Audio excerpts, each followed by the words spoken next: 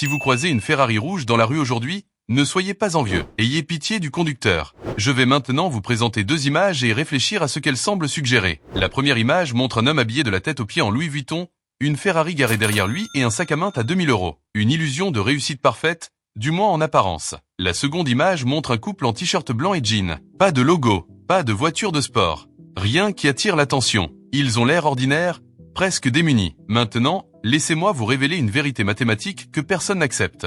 L'homme de gauche, c'est ce qu'on appelle la richesse simulée. Il paie 780 € de loyer par mois pour sa Ferrari. Le sac Louis Vuitton a été payé en 4 fois. Ce train de vie absorbe littéralement ses revenus mensuels, ne lui laissant que 340 € sur son compte bancaire à la fin du mois. Le couple de droite, ils détiennent 340 000 € sur un PEA, plan d'épargne en action. Ils n'ont aucun remboursement de crédit à la consommation. Ils jouissent d'un véritable luxe, la liberté financière. Vous venez de découvrir la définition complète de la richesse cachée. Aujourd'hui, je vais vous expliquer pourquoi. En France en 2026, la richesse visible sera presque toujours une dette cachée. L'affichage d'un statut social érode silencieusement votre pouvoir d'achat. Je vous le promets. Après avoir vu cette vidéo, vous ne regarderez plus jamais une montre de luxe ou une voiture de sport de la même façon. Vous comprendrez que le prix du statut est l'impôt le plus élevé que vous payez volontairement. Et je vous donnerai un plan d'action concret en 3 étapes pour réorienter votre argent, non plus des apparences, mais vers la construction d'un véritable patrimoine, sans que personne ne s'en aperçoive et sans compromettre votre qualité de vie. Mais d'abord, commençons par déconstruire ce mythe. En France, il existe une confusion profonde et coûteuse entre deux concepts totalement différents.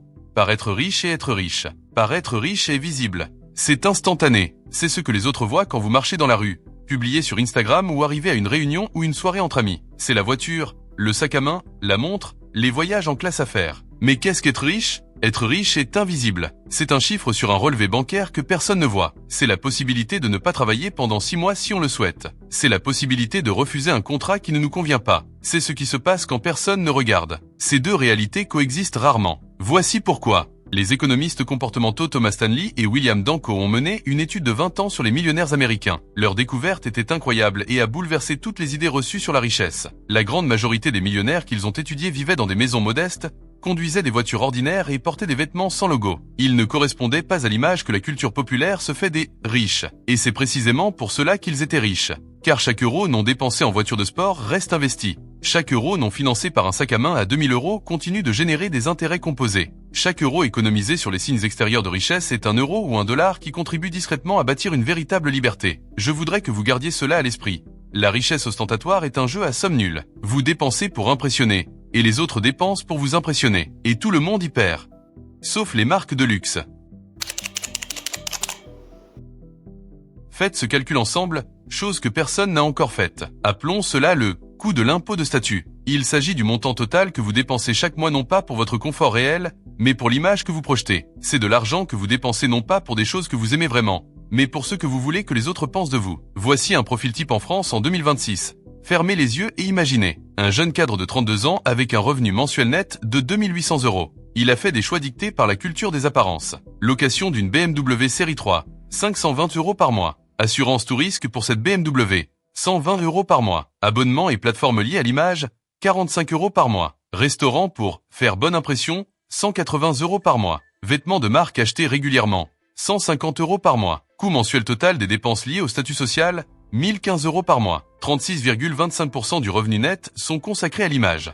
Il reste donc 1785 € pour les dépenses courantes. Loyer, alimentation, épargne et projets d'avenir. Prenons maintenant l'exemple d'une personne qui comprend le concept de patrimoine caché. Même revenu net, 2800 €. Voiture fiable et économique achetée comptant il y a 3 ans.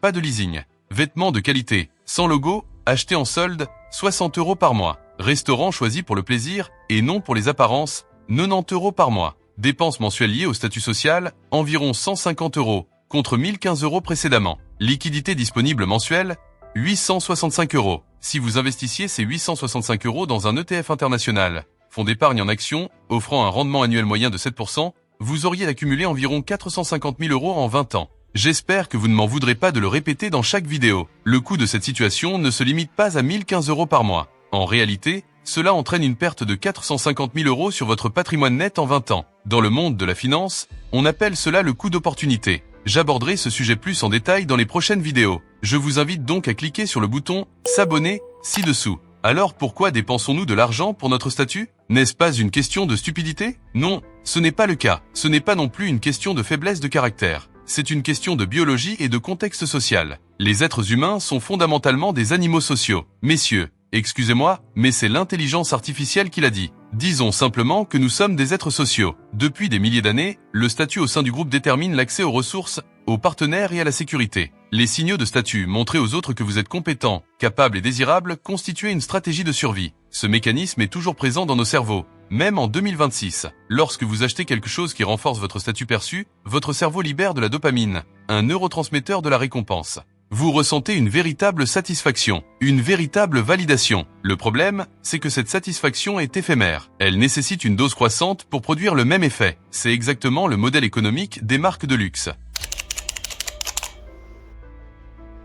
Hermès, Louis Vuitton, Ferrari et autres entreprises similaires, vous les connaissez déjà, ne vendent pas des objets. Elles vendent de la dopamine sociale. Elles vendent le sentiment d'appartenir à un groupe perçu comme supérieur. Et leur modèle repose entièrement sur le fait de ne jamais avoir à payer la taxe sur le statut social dont nous parlions. En France, il existe aussi un phénomène que les sociologues appellent la consommation ostentatoire défensive. C'est un mécanisme par lequel les personnes qui se sentent économiquement vulnérables, qui vivent dans une anxiété financière constante, comme nous l'avons vu dans de précédentes vidéos, compensent cette vulnérabilité en affichant des signes de richesse. C'est une tentative de contrôler l'image que l'on projette lorsque la réalité intérieure est difficile à vivre. Autrement dit, plus on se sent financièrement précaire, plus on a tendance à dépenser pour paraître riche. Quelle ironie! C'est un cruel paradoxe. Et c'est précisément ce que les marques de luxe accessibles comprennent et exploitent.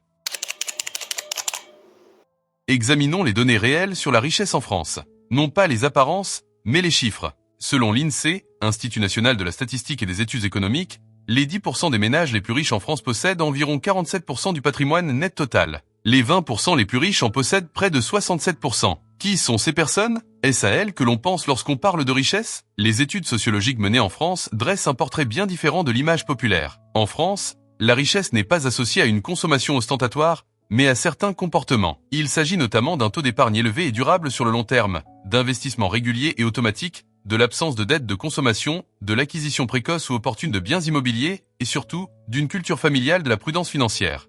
Les familles françaises les plus fortunées, celles dont le patrimoine se transmet de génération en génération, partagent une caractéristique quasi universelle.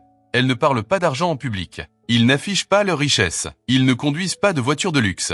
Leur fortune réside dans leur bilan, leur portefeuille et leurs actes notariés, et non dans leurs vêtements. Pour une raison ou une autre, la famille Rothschild vient à l'esprit. C'est ce que les anglo-saxons appellent la vieille richesse. Cachée, solide, invisible et transmise de génération en génération. À l'inverse, la richesse nouvelle et fragile, celle qui découle d'une bonne année, d'une promotion inattendue, d'un héritage récent en recherche, souvent une validation immédiate par une consommation ostentatoire. On la voit sur Instagram, on la voit au volant d'une Ferrari à un feu rouge. Et statistiquement, elle disparaît en moins d'une génération. La richesse cachée n'est pas de l'avarice. Ce n'est pas refuser de dépenser. Ce n'est pas se priver de plaisir. Vous vous demandez peut-être, alors, qu'est-ce que c'est? Je vais vous l'expliquer. Il existe une toute autre façon de définir le luxe. Pour ceux qui comprennent le concept de richesse cachée, le vrai luxe n'est pas une Ferrari. Le vrai luxe, c'est pouvoir refuser une réunion le lundi matin parce qu'on n'a pas besoin de son salaire immédiatement. Le vrai luxe, c'est pouvoir partir en vacances quand on veut, sans dépendre de l'approbation de son employeur. Le vrai luxe, c'est ne ressentir aucune anxiété financière en consultant son relevé bancaire. Ces luxes ne s'affichent pas. Ils ne génèrent pas de « like » sur Instagram. Mais ils transforment la qualité de chaque jour, de chaque décision, de chaque relation. Le code de la richesse cachée repose sur 3 principes fondamentaux. Premier principe, la valeur prime sur le prix. Un manteau à 600 €, porté 400 fois, revient à 1,50 € par utilisation. Un manteau à 120 €, porté 20 fois, car usé, devenu inutilisable ou démodé, revient à 6 € par utilisation. La gestion de patrimoine discrète privilégie toujours la valeur à long terme,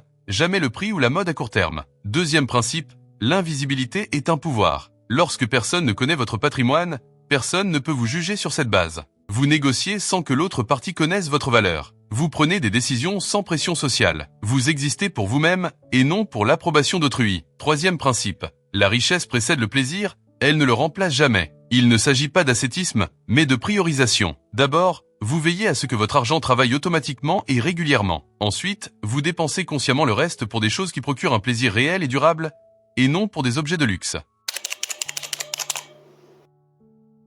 Voici un plan assez simple, composé de 3 règles, à appliquer dès ce soir. Règle 1. Calculez votre coût de l'apparence dès ce soir. Prenez votre relevé du mois dernier. Listez chaque dépense et posez-vous honnêtement la question. Est-ce que je paie pour le plaisir que cela me procure réellement ou pour l'image que les autres renvoient? Personne n'a besoin de le savoir ni de le voir. Vous devez simplement être honnête avec vous-même. Soyez impitoyable. La location de voiture est-elle vraiment pour votre confort quotidien ou pour l'image qu'elle projette? Les vêtements de marque, est-ce parce qu'ils sont plus résistants ou parce qu'ils arborent un logo reconnaissable? Additionnez toutes les dépenses de la deuxième catégorie. Voilà votre coût mensuel de l'apparence. Multiplié par 12. Vous obtenez votre coût annuel de l'apparence. Mais je vous encourage vraiment à le noter, car vous ne pouvez pas faire tous ces calculs mentalement. Règle 2. Réaffectez 50% de votre impôt sur le revenu à un PEA, plan d'épargne en action. Réduisez votre impôt sur le revenu de 50% et réinvestissez automatiquement la moitié dans un PEA ETF international le premier jour de chaque mois. Si votre impôt sur le revenu est de 600 € par mois, allouez 300 € à votre PEA. Avec un rendement de 7% sur 20 ans, ces 300 € mensuels vous permettront de constituer un patrimoine d'environ 156 000 €, sans effort supplémentaire, sans revenus supplémentaires, simplement en modifiant la destination de votre argent. Règle 3. Redéfinissez votre notion de luxe personnel. Notez 5 choses dans votre vie qui vous procurent le plus grand sentiment de liberté et d'épanouissement. Littéralement, physiquement, sur une feuille de papier. Pas des choses impressionnantes. Pas des choses que vous partagerez. Des choses qui vous rendent vraiment heureux quand vous êtes seul. Par exemple, mes vidéos. Pour la plupart des gens, cette liste ne comprend pas une Ferrari. Elle comprend du temps, de la liberté, de la sécurité, des relations profondes et des expériences choisies. Établissez votre budget en fonction de cette liste, et vous découvrirez que la richesse cachée n'est pas un sacrifice. C'est la vie dont vous avez toujours rêvé, sans les dettes qui l'accompagnent. Revenons à l'image d'ouverture. L'homme à gauche, avec son sac Louis Vuitton et sa Ferrari. Le couple à droite, en t-shirt blanc, avec une caisse enregistreuse derrière eux. Maintenant que vous savez ce que vous savez, qui voulez-vous être? Pas celui ou celle à qui vous voulez ressembler. Qui voulez-vous être dans 10 ans, quand personne ne vous observera? Quand les « j'aime » sur Instagram auront disparu et qu'il ne restera plus que la réalité de votre relevé bancaire et la qualité de votre liberté quotidienne? Le marché du luxe accessible repose sur une conviction. Vous n'avez ni le temps, ni l'énergie, ni les moyens de faire les calculs. Vous préférez toujours la gratification instantanée à la construction patiente d'un patrimoine. Cette vidéo est mon contre-argument. La richesse discrète ne s'affiche pas. Elle ne génère pas de « j'aime ». Elle ne fait pas de bruit au feu rouge. Mais elle change tout. La qualité de vos décisions, la profondeur de votre liberté, la légèreté de vos lundis matins. Tout commence par une question sincère que vous vous poserez en consultant votre relevé bancaire ce soir. Est-ce que je paie pour moi-même ou pour l'image que les autres se font de moi? Répondez à cette question en commentaire. Quel est le montant de votre taxe mensuelle liée à votre statut? 0 €, moins de 200 € ou plus de 500 €? Vous avez aimé la vidéo, n'est-ce pas?